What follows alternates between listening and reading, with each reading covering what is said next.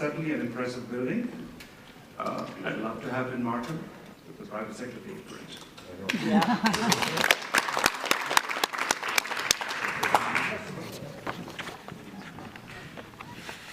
Fortunately, over the last few days, there's been a virtual avalanche of bad news in the media about this project. The media suddenly woke up and looked at it and started reporting on it. So what I'm going to do is, rather than speak on my behalf, I'm going to quote what the media has been saying about this project. The Toronto Star. October the 8th, Markham's power play. Does a major arena with no pro sports team make sense? The mayor of Hamilton wonders why the city of Markham is planning an NHL-sized arena without any assurance of an NHL team. Mayor Bob Brittany should know a little about arenas and what it takes to make one financially viable. His city got caught up with the Cops Coliseum. That was 27 years ago, and they're still hoping for a team, and taxpayers are still paying an average of $2.8 million a year.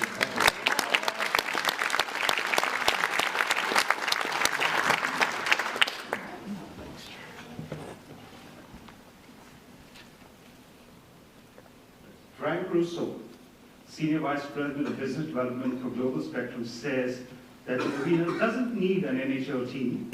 It will stand. But it will still need a hockey tenant, such as an American Hockey League or an East Coast Hockey League or a franchisee.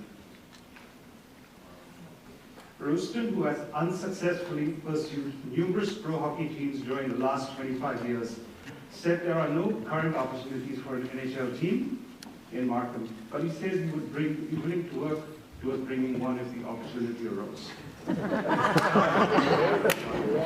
But many arena experts, industry insiders, and civic officials say that the business model for an NHL-style arena without an NHL team doesn't add up, and history shows that it's always the taxpayer who ends up with the bill.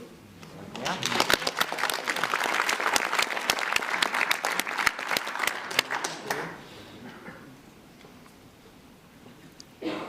I have only 5 minutes and I have to skip through a lot of it.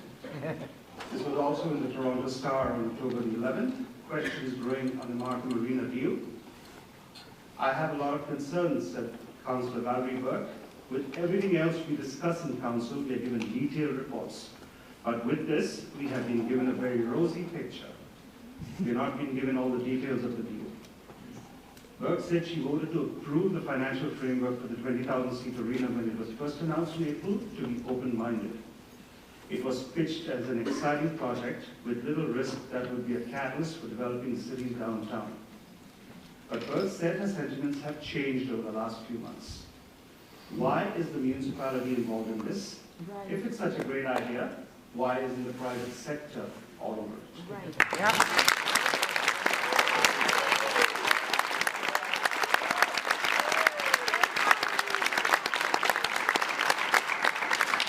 Concerns are mounting, and so are the questions. The city said it hired consultants to analyze various elements of the deal prior to the arena project becoming public in April.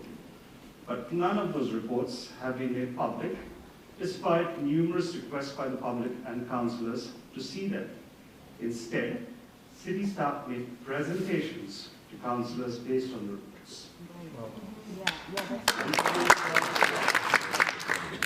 And we've been told that Mayor Scarpelli says that 99% of the people he meets want the arena. I to defer, the Toronto Star's poll average today has 59% against it, 24% don't have enough information. So that's about 73% against the arena. Wow. Yeah.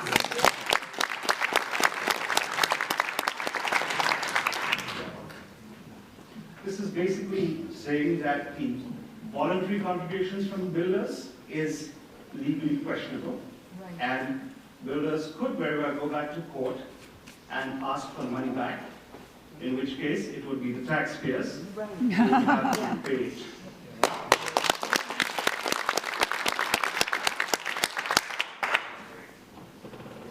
Again, the Toronto Star, missing from the discussion is what the public wants. A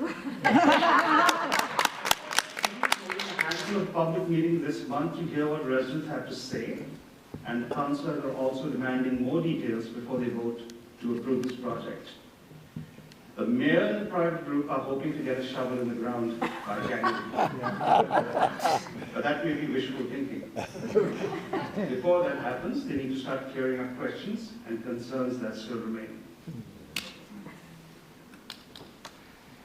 Back in August, Riley O'Connor of Live Nation, who was front and center at the launch, told the Star that the arena will need an NHL franchise or pro hockey or basketball team because concerts won't be enough to generate enough revenue for this project. And he said, I really support Graham in his dream, but at some point, you have to really look at the risks involved. O'Connor also said that there's no formal agreement with Live Nation, and there have been no talks with him since April.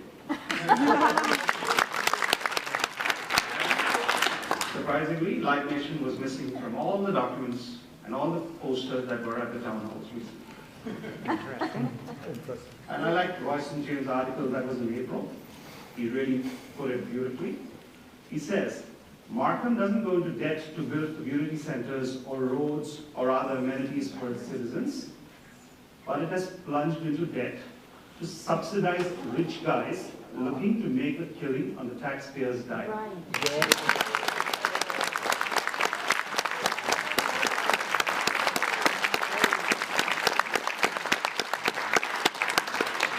For all this talk of being a community center, Markham and developers have not discussed what this might mean.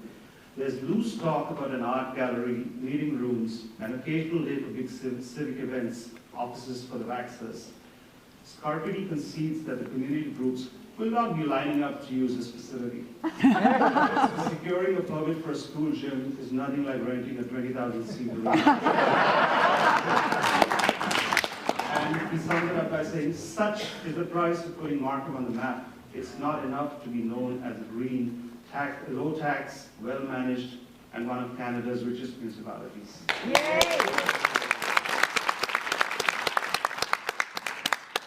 Right. And I really like what the National Post said on October as well. He says, to hear the supporters of Markham's proposed NHL arena explain the financials behind their plans is to be told that black is in fact white. Mayor Scarpity, businessman Graham Royston and others aligned with the 20,000-seat arena held an open house at City Hall on Thursday night, where the subject of funding came up again and again. The arena will be privately funded, they said. Almost all the money is coming from the private sector, they insisted. And yet, Markham will take on $325 million in debt to cover the It will pay half of that back, plus interest, by forcing residential developers to pay a levy on new homes ranging from $2,000 to $6,000 per unit. The group headed by Mr. Royston will pay its half according to a yet-to-be disclosed schedule. And somehow this counts as public funding. Ray, I'm going to have you. Okay, the last one. You're way over. There are other speakers that have. Just the slide in. Yeah, well, we can get entertained after everyone's finished speaking. Because they. The public wants it. Is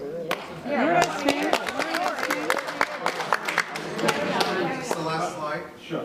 This is not the last, but I'll give it the last. Perhaps I'm just old-fashioned, but when a city imposes a fee on something, and or collects the revenue and puts it in its coffers, it becomes public money. Markham wants to fund part of this arena through what is essentially a tax on new homes. It could take the revenue gained by its euphemistically named voluntary development contribution and use it to build libraries or bike paths. Right, yeah. It wants to use it to build an arena. That's public funding. Right. It's a significant amount of money. Markham's 162.5 million share is just shy of its entire 2011 budget, being invested in an arena that might not make any money. Thank you.